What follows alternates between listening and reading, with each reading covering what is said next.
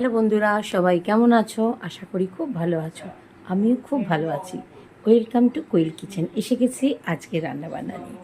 ভাত তো রোজই থাকে, আমি আজকেও দেখাচ্ছি না। তার সাথে আজকে নতুন একটা আইটেম আছে, সেটা হচ্ছে ছেলের আবদারে ফুলকো ফুলকো লুচি। বললো মা দুপুরের ঠান্ডা ঠান্ডা মরশুম পড়ছে, তো একটু লুচি করো। ও খুব একটা ভাত পছন্দ করে না, ভাত আমাদের মেনুতে আছে, বাট ভাতটা আমি দেখালাম না।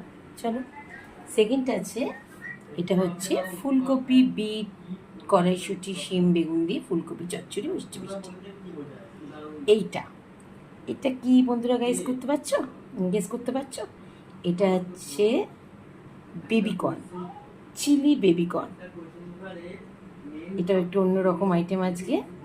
আচ্ছা, ভাতের সাথে আছে আজকে কপির তরকারি দেখালাম, এটা আছে কাটা পোড়া মাছের পেঁয়াজ আদা রসুন দিয়ে কষা কষা তরকারি।